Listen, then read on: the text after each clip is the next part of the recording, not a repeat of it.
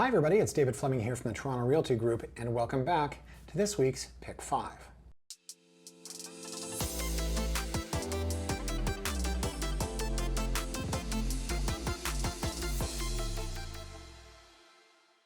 Now today we're going to talk about something that I actually don't know that much about.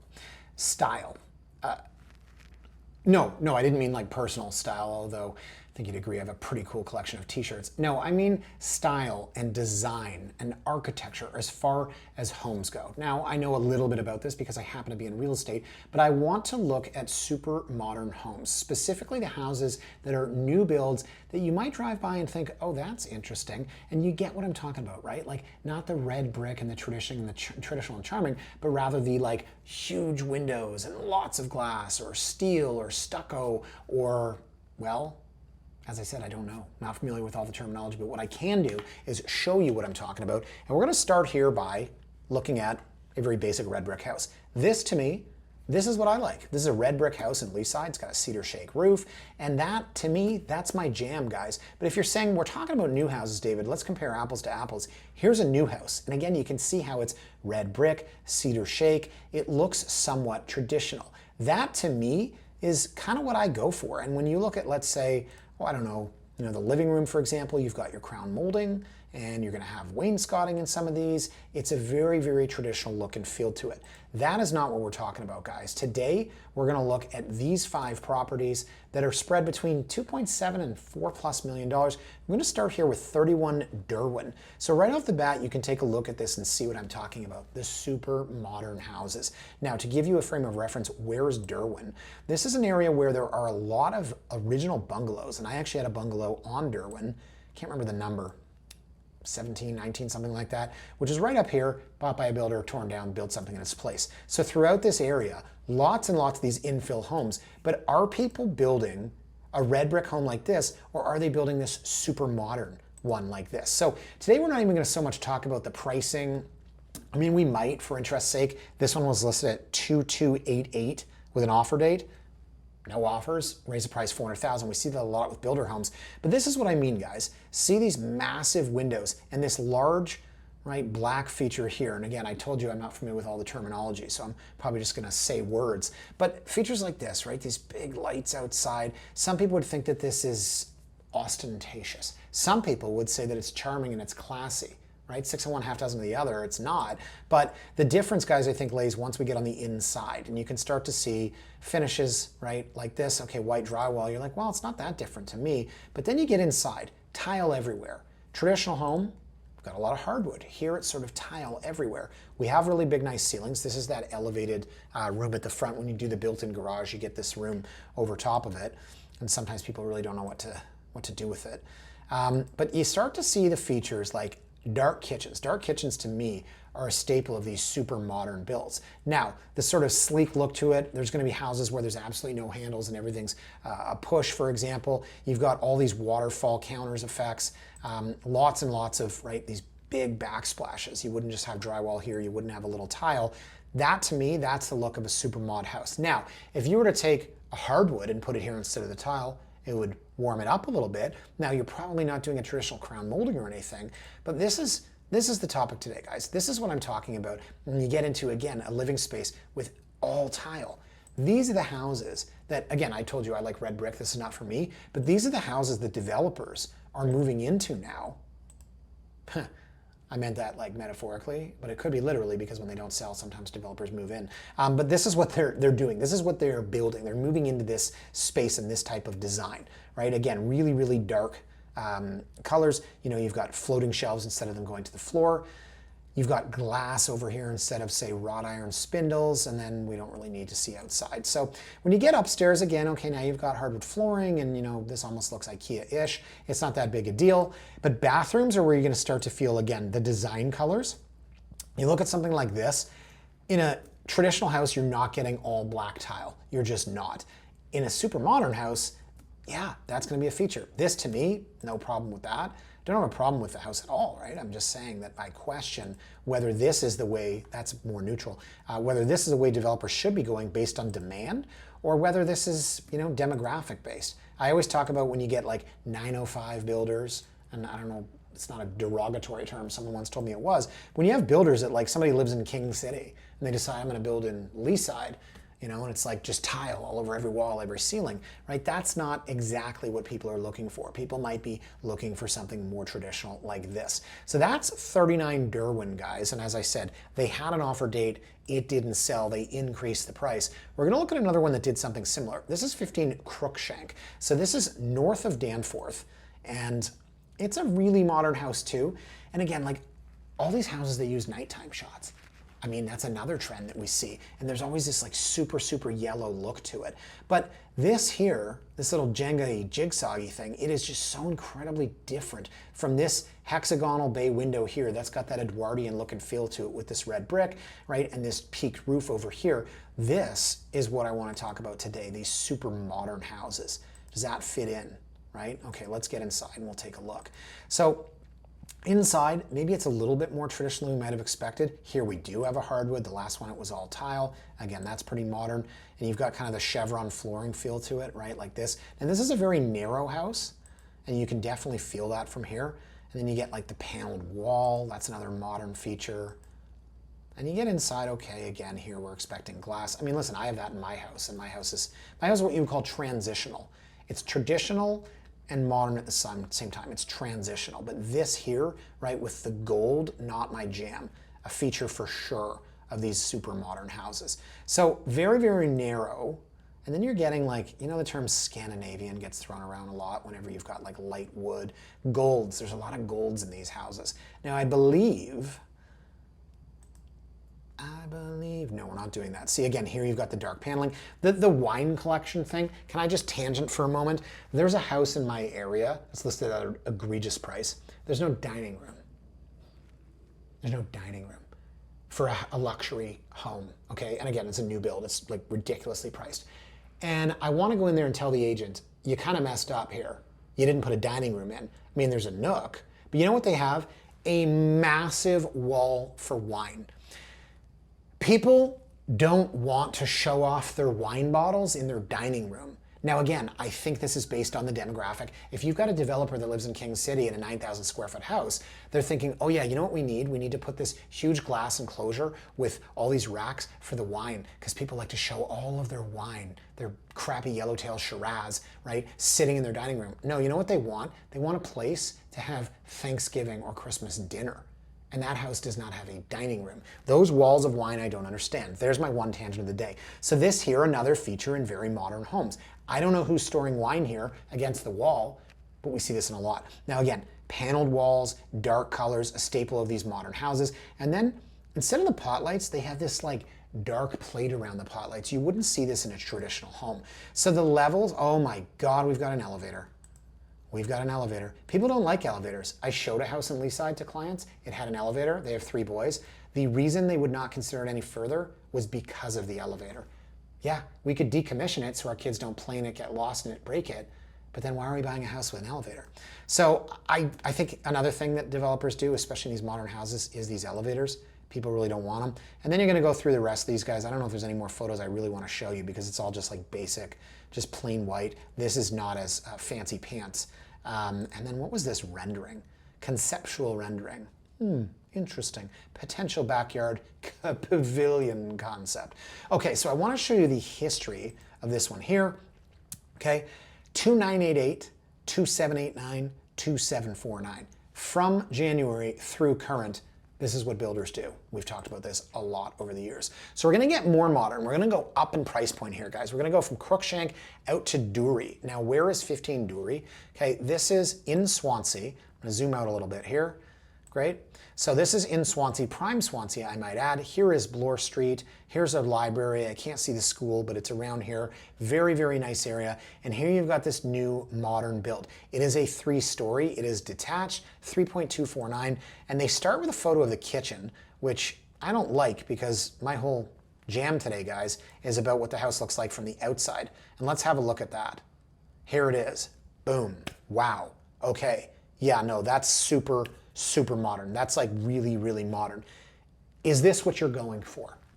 There's one around the corner from me right now that's being built from this same awkward kind of gray brick. And I pass it every day when I drive my daughter to school. Well, not so much anymore that school is out. And even she's commented on it. Like, it's just, it's really interesting. It's like a thin brick. Again, forgive me, I don't know the design terms for it, but it kind of feels like brick you'd use in an office building, right? Whatever happened to traditional red brick? That's my jam. Tell me I'm old, tell me I'm boring. But I don't know, that's just not it for me. So let's go back to the start.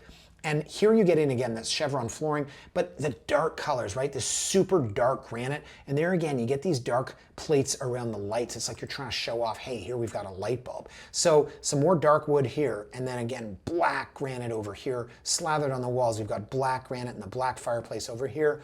Very, very modern, very sleek design, of course. A minimalist concept. Black window frames. Listen, I've got black window frames in my house and I absolutely love it. But is this cold? Is this sterile, right? Is this, I mean, I don't love this. And the undermount lighting here, right? Like it's too much. But as I said, I'm 45 and old and boring. And I like traditional red brick. So what do I know? To each their own is the motto. Let's get into, where is the bathroom to show off what I think is gonna be more dark colors, more dark granite, more dark tile. This you're not getting in a traditional home. You're not getting this. You know, you don't renovate your Edwardian and put this into it. You're not finding an old Victorian in Ronces and putting this dark into it. You get another one over here. Check out, right? It was like this tile was on sale and they just went absolutely crazy with it. And then, yeah, listen, you get to the next level. This is a 3-story, as I said. And upstairs, we've kind of done this office thing, which is neat, but it's like another fireplace. More tile on the wall, more. I do like the flooring. The chevron pattern's kind of neat. So a lot of photos of this one, guys, and I'm going to skip them. A lot of these have basement apartments. You know, take a look outside, sure, why not? Another feature of these houses is like all these different decks, right? And not just on the main, I'm talking like a deck on the second, a deck on the third, a deck off the kids' bedroom. We've got a sauna in the back. And here's where you get some of the aerial shots. Okay, right? Like, yeah, this, like you can tell with the flat roofs, and now I'm a roofing expert, but yeah, I like the traditional. I like those shingles that are cedar shake, you know, even like really expensive houses with the slate. And then you get into something like this, and you can see this one next door too, right? Is that your jam? Does that float your boat? Are you into more something like this? Or let's just to say we did, right? This one right here. Let's go back to the photo. I'll cue that up because I feel like I'm coming back to it 4 or 5 more times, right? Booyah, that's a $6.5 million house. Okay, so you have to like it. Do you like that design right there, right? Or is that your jam? Okay, so we got 2 more, guys, and we're gonna get really modern and really up in price. So we're going from 3249. We're gonna go now to 487 Coldstream. Now this is close to Bathurst, a little too close, if you will, right? It's like 3 or 4 houses in. And then up here is Lawrence, right? So get your bearings. Now this 4.087 million, super modern. And I want to say once again that it doesn't look like this is a nighttime shot, maybe dusk, but again, it's lit up with that like pungent yellow that it seems like all of these builders hire these photographers to get these like aggressive yellow shots. Now again, look at all the black paneling on the outside, all the black window frames. You've got these wooden panels with the kind of stripes down the side that looks like you might put that on the living room, for example, right? And there's the daytime shot. I mean, yes, I like it more than this one that's just built in 1950, and this has the angel brick on the side and everything like that.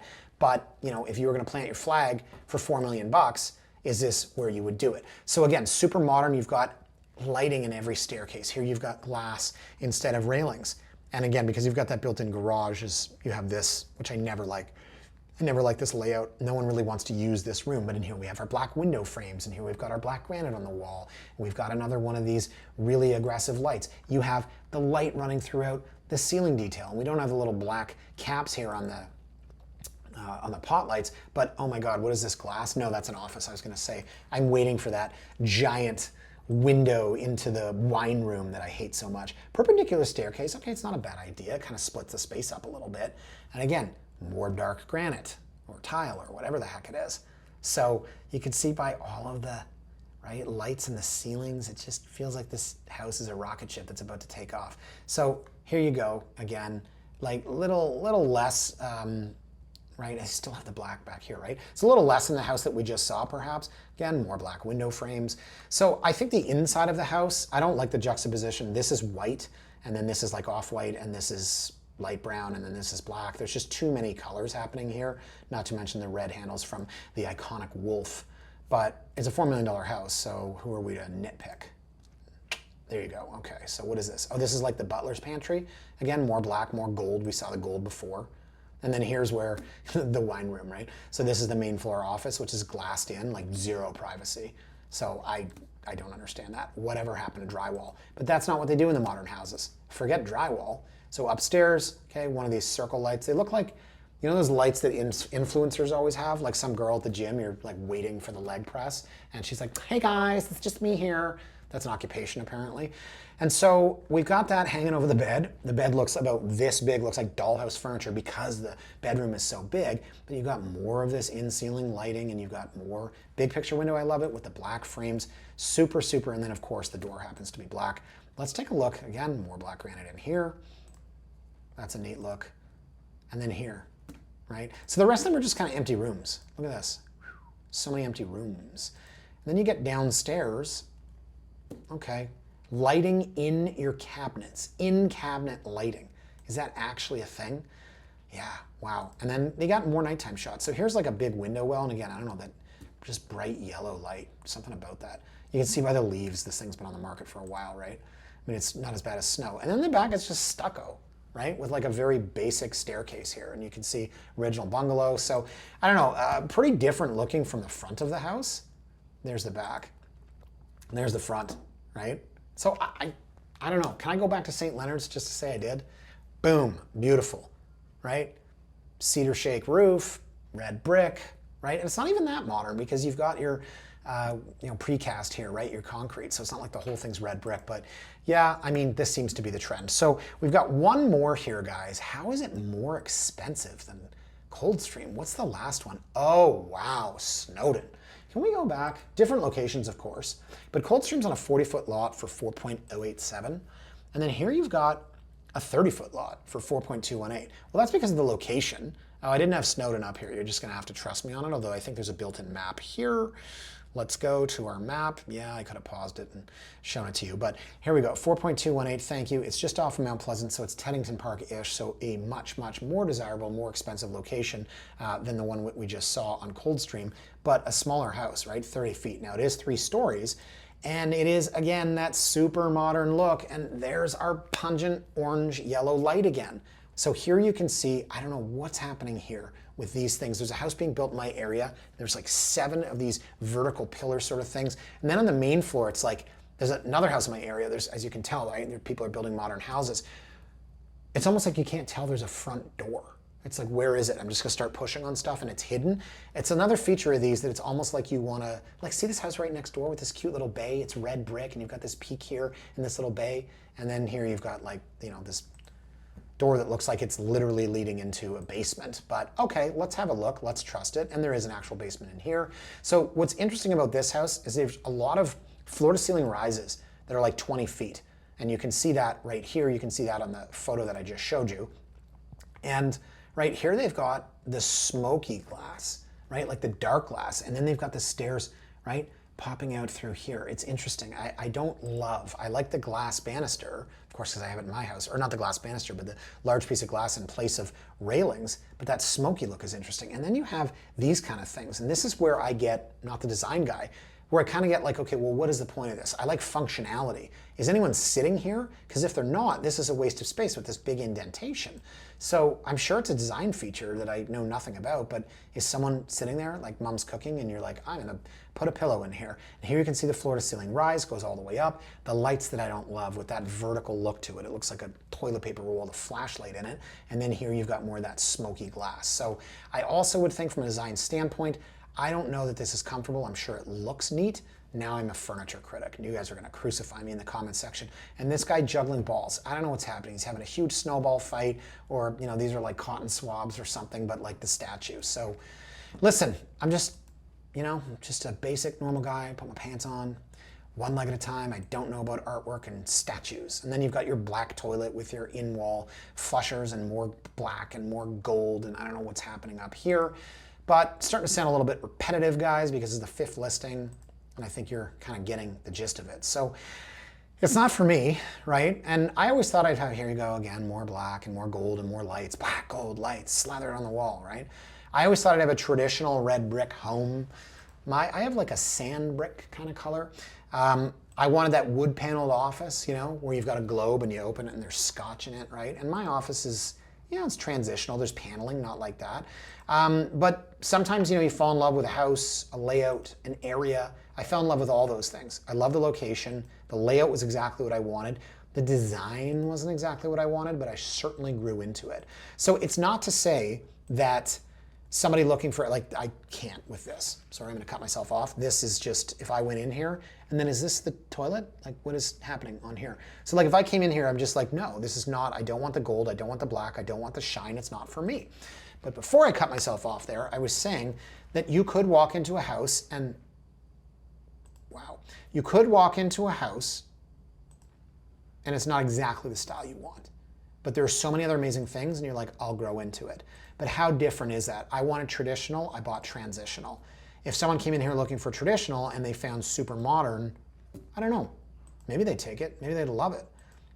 Maybe they wouldn't, right? Because this is definitely too far from my coveted style. And I would show you pictures of my own house, but I think in the interest of time, and again with that black smoky glass to it, I think in the interest of the time, we'll save that for another Pick 5.